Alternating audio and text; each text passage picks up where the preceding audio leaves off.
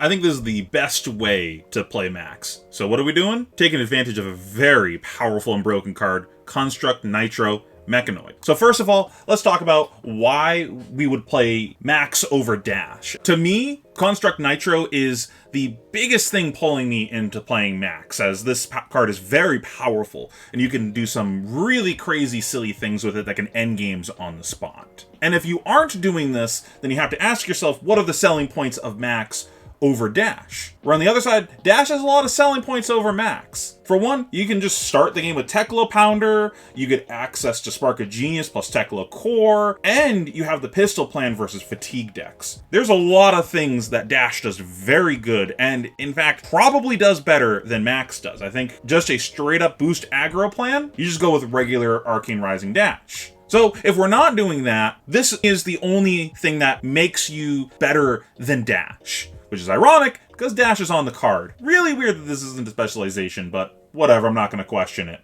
I'm questioning it. So first of all, what makes Nitro Mechanoid so good? I mentioned this in a couple of my other videos, such as my first impressions video of Maxx and Dash.io, but Nitro Mechanoid does some ridiculously above rate and high value things. First thing to look at is it is not a once per turn action to attack with this. So if we're able to generate multiple action points in a turn, we can start blasting. Big theme of this set, we started blasting. Not to mention the raw value that we get from the block value of this card. We can block for 5, 4, 3, 2, and theoretically we can block for 1. We really don't want to block with it that last time though. Going back to the fact that it's not a once per turn attack action, it opens us up to a lot of either OTK potential or just ridiculously above rate turns that your opponents can't feasibly block. So the next question is, how do we generate these extra action points to do this? Another card that for some reason isn't a specialization but has Dash on it, High Octane. This is a ridiculously powerful card. What we can do is we can utilize High Octane with multiple boost cards to generate multiple action points and then attack with the Construct Nitro multiple times in one turn.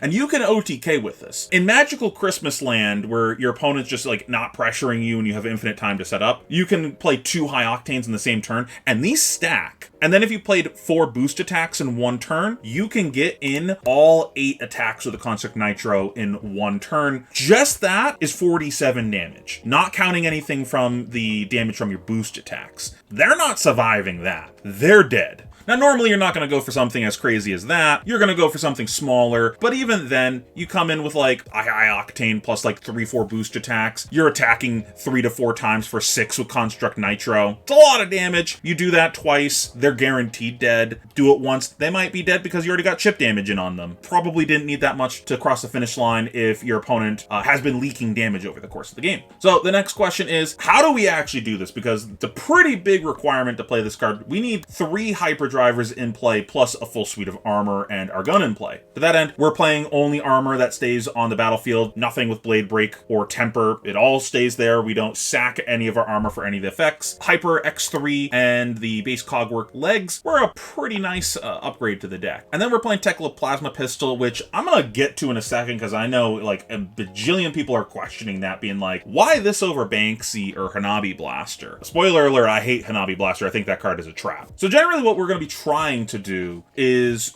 juggle like 2 hyperdrivers from our hero ability. We'll probably a lot of the times have like 1 hyperdriver on 2 counters and 1 hyperdriver on 1 counter. We'll play out our turn. The one with 1 counter will be destroyed. The one with 2 counters will go down to 1. And then we'll make a new hyperdriver at the end of the turn and we will not crank it. So we just kind of rinse and repeat the same process of cycling these hyperdrivers. We're not netting advantage off of doing that. We're just maintaining them in play. And then we wait to either draw an actual hyperdriver from our deck, or we find a card that lets us put a counter onto one of our hyperdrivers, like a recharge or some of the cards that we have in our sideboard. And then we can make it so both of our hyperdrivers are at 2 counters, then they go down to 1, and then we can make a new hyperdriver with our hero ability. We now have 3, we can play the construct. Now, jumping back to the Plasma Pistol, I imagine a lot of you guys are questioning this. I don't think this is a deck that we're trying to use Hanabi Blaster. We're not like a pure aggro deck. I think that is a pure aggro card, so there's just like not the style of deck that we're playing. I even then don't think it's a good card, but that's something I can get into another video. I don't want to waste your time talking about that here. That's not what this is about. So this compared to Banksy. I think Plasma Pistol fits what we're trying to do with the deck better and also opens up some better play lines to the deck. For instance, when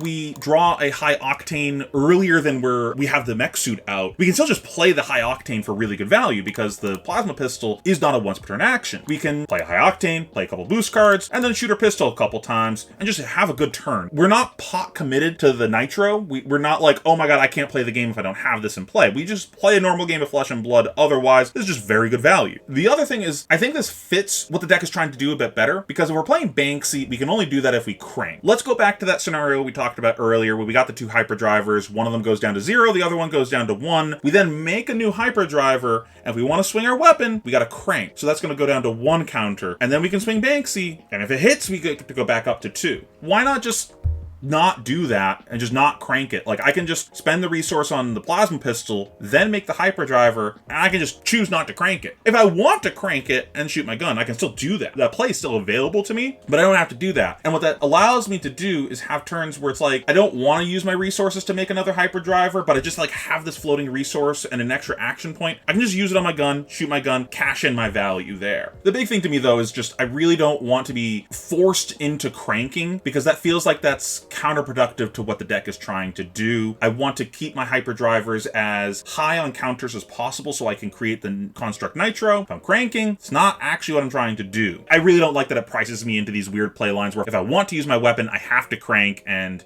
I just don't always want to do that. Like, maybe I didn't want to play an item that has crank to begin with, and I just want to swing my weapon. Well, nope, you just can't do that. You have to crank first. And then beyond that, we just have a normal package of just good boost cards in our deck. We are just trying to play an aggro game into our opponent while digging for our Nitro Mechanoid. You can play this differently, where you're taking a slower position and a more defensive stance where you're not boosting and you're not attacking your opponent. You're just like blocking, waiting to find your pieces. I think that's perfectly fine. The issue I have with that, which is why I didn't go for that here, is if I don't see my Nitro early enough in my deck, then I'm just not doing what my deck is trying to be doing. Like, imagine we're not having this extra plan of Max Velocity, High Octane, and these other value cards in our deck. If all I'm doing is playing Nitro and they just happen to be near the bottom of my deck, or the few times I boosted, I happen to boost them, I'm pot committed to this plan. So if I don't do the plan, my deck just doesn't do anything and I just lose. I like the flexibility of just laying a normal game of Flesh and Blood if I would like to, and then I have this as a threat of activation almost. Like, I don't have to do this. So I can just play Flesh and Blood, attack my opponent's life total. If they go, I'm just going to block you out, I'm just going to try fatiguing you because you're boosting, you go, you don't get to do that. I have this crazy combo at the end of the game. There's way too much for you to block out, and you just play your Nitro and you just smack them in the face and kill them. And then beyond that, to round out the deck, we have the Shockwave plus T-Bone package in the deck. Lexi's still in the meta, something to help deal with that. You kill their New Horizons, they can't play the game anymore a lot of the time. Probably could take some of this out of the deck once Lexi LLs. Depends on how good Ninja is after Lexi LLs. There's also the possibility that they just play Pouncing Lynx instead, and you just don't get a chance to T-bone their mask, and they just cash in their value immediately. Reevaluate in a few months. And then moving on to the side, we got Arcane Barrier in the side just in case we play against like Icelander or a Runeblade or something. We just want to have some AB in the matchup. I've got some Big Berthas in here. They're poppers. They help us if we boost them just to keep an extra steam counter on our stuff so we can assemble